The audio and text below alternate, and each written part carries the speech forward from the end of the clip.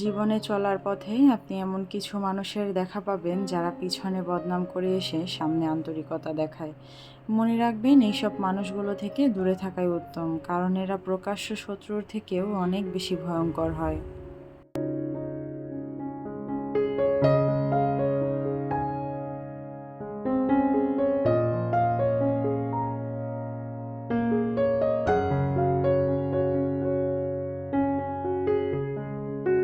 Hello everyone, আসসালামু আলাইকুম। আমি আফরোজা হীরা বলছি বরিশাল থেকে। বরিশাল্লা ব্লগার মম চ্যানেলে আরও একটি নতুন ব্লগে আপনাদের সবাইকে স্বাগতম জানাচ্ছি। আশা করি আল্লাহর রহমতে সবাই ভালো আছেন, সুস্থ আছেন। আলহামদুলিল্লাহ, আমরাও ভালো আছি।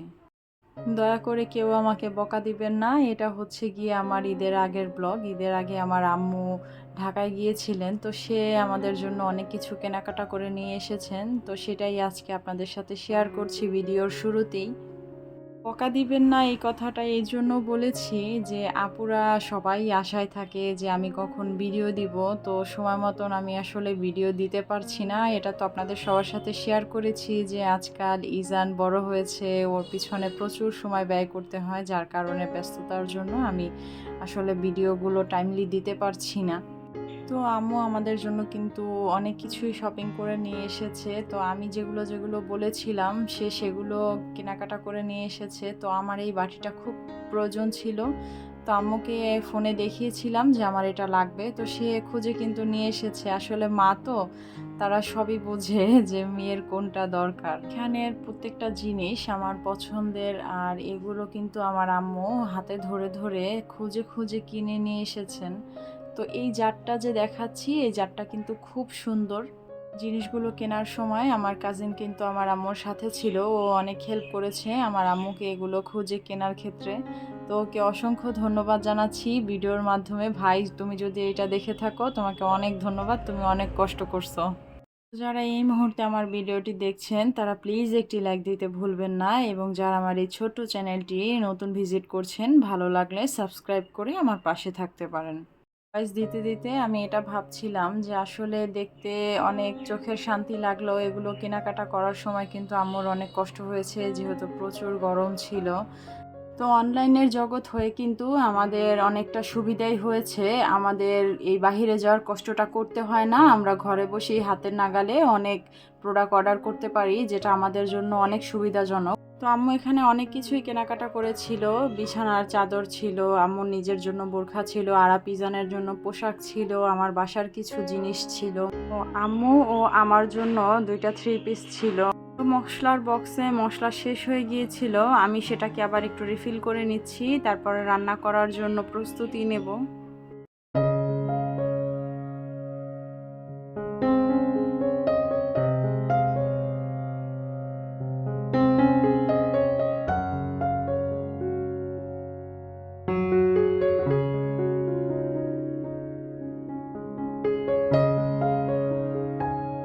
তো আম্মু ঢাকা থেকে আসার পর সবাই যেহেতু ঘুম থেকে উঠে গিয়েছে, তো আমি ভাবলাম আজকে একটু খিচুড়ি রান্না করে নেই।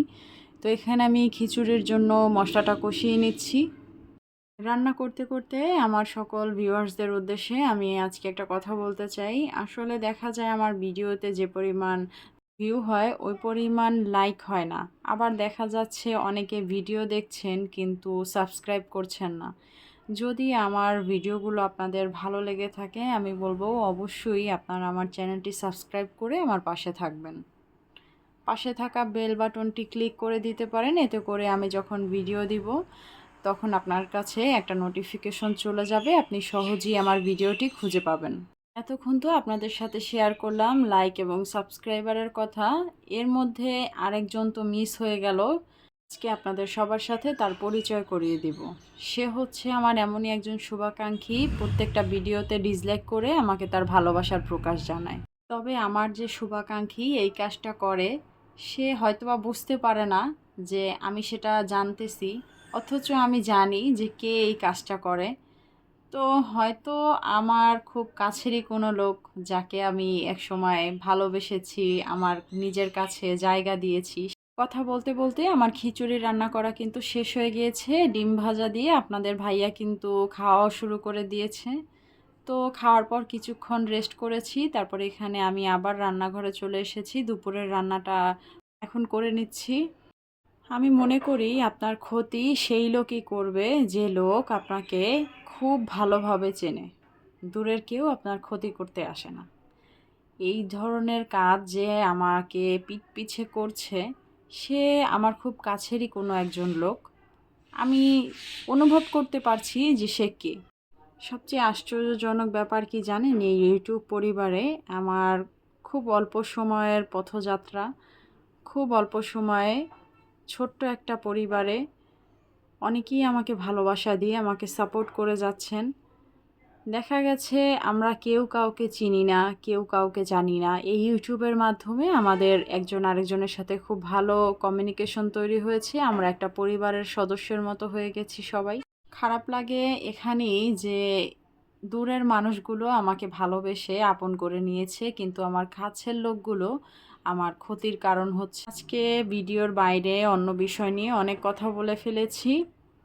তো কথা বলতে বলতে এখানে আমার রান্নাবান্না কিন্তু প্রায় শেষ। আমি পটল রান্না করে নিয়েছি, ছেলের জন্য একটু মুরগির মাংস রান্না করেছি, আর এখানে আপনাদের ভাইয়ার জন্য ইলিশ মাছ রান্না করে রেখেছি।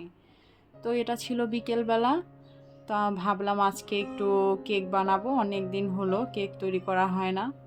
যারা অন্যের কোনো কাজ দেখে নিজে জ্বলে পুড়ে ছাই হয়ে যায়, আমি মনে করি তাদের মানসিক সমস্যা আছে। তারা এক ধরনের মানসিক রোগী।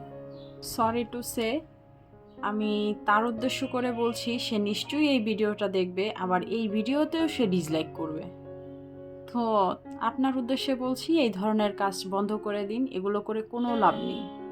আল্লাহ তাআলা যদি আমাকে উপরে উঠায়, আপনার কি কোনো শক্তি আছে আপনি আমাকে টেনে নিচে নামাবেন? তাহলে কেন এই অহেতুক চেষ্টা? এগুলো করে নিচু মন মানসিকতা প্রকাশ করার কি দরকার আছে? যাই হোক, অনেক কথা বলে ফেলেছি। আমার কথায় যদি আপনারা কেউ কষ্ট পেয়ে থাকেন, তাহলে আমাকে ক্ষমা করে দিবেন। এখানে আমি 3টা ডিম নিয়ে নিয়েছিলাম। ডিমটাকে খুব ভালো করে ফেটিয়ে ফোম করে নিয়েছি। তারপর 1/2 কাপ চিনি দিয়ে ভালোভাবে মিশিয়ে নিয়েছি। তারপর এখানে আমি 1 কাপের কিছুটা কম ময়দা দিয়ে নিচ্ছি। 1 টেবিল স্পুন কর্নফ্লাওয়ার দিয়ে নিচ্ছি। 2 টেবিল স্পুন পাউডার মিল্ক দিয়েছি। তারপরে 1/2 টি স্পুন বেকিং পাউডার দিয়েছি। তারপর সামান্য পরিমাণ বেকিং সোডা মিলিয়েছি। তারপর ভালোভাবে এটাকে চেলে নিচ্ছি।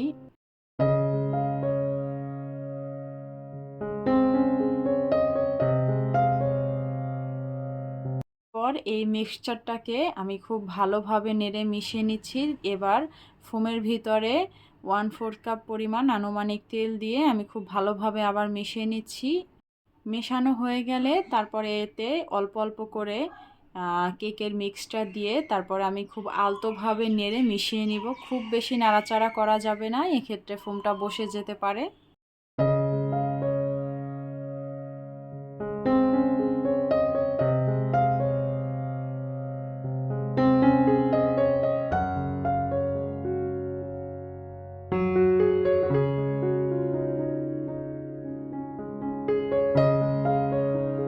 কেকের ব্যাটারটা তৈরি করার পর এবার আমরা মোল্ড রেডি করতে চলে যাব। এখানে আমি একটা মোল্ড নিয়েছি, এটাকে খুব ভালোভাবে তেল ব্রাশ করে নিয়েছি। তারপরে এর উপর একটা কাগজ বিছিয়ে দিচ্ছি।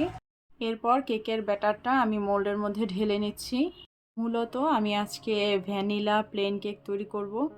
তো আমার কাছে ভ্যানিলা প্লেন কেকের মধ্যে কিছুটা যদি টুটি ফুটি দেওয়া যায় তাহলে মনে হয় যে খুব ভালো হয়। আর তাছাড়া আমার আরাপ এটা খুব পছন্দ করে, ওর জন্য আমি একেবারে বেশি করে বানিয়ে তারপরে সংরক্ষণ করে রেখে দিই, যেন সারা বছর কম বেশি আমি এটা কেকে ব্যবহার করতে পারি। চুলায় একটা পাত্র আমি আগেই বসিয়ে রেখেছিলাম প্রিহিট করার জন্য। তারপর এটার মধ্যে কেকটাকে আমি বসিয়ে দিয়ে এবার ফিরে আসলাম প্রায় 45 মিনিট পর। আমার কেকটা কিন্তু হয়ে গেছে। তারপর আমি এখানে একটা কাঠি দিয়ে চেক করে নিয়েছি। তারপর কেকটাকে আমি উঠিয়ে একটা সাইডে রেখে দিচ্ছি ঠান্ডা হওয়ার জন্য। ঠান্ডা হওয়ার পর এটাকে আমি কেটে স্লাইস করে নেব। আপনারা চেষ্টা করবেন এটা ঠান্ডা হলে তারপর কাটতে, গরম অবস্থায় কাটতে যাবেন না, সেক্ষেত্রে ভেঙে যাওয়ার চান্স থাকে। যেহেতু আমার বাসায় ওভেন নেই, আমি এভাবেই কিন্তু চুলাতেই কেক তৈরি করে বাচ্চাদের দেই। এই কেকটা কিন্তু আমার বাচ্চারা খুব পছন্দ করে, এমনকি আমার ছোট্ট ইজানও এখন কেক খাওয়া শিখে গেছে। তো এটা কিন্তু খেতে খুব মজা হয়েছিল। আমি আপনাদেরকে একটু ভেঙে দেখিয়ে দিচ্ছি কেকের ভিতরটা কতটা সফট, স্পঞ্জি এবং সুন্দর হয়েছে।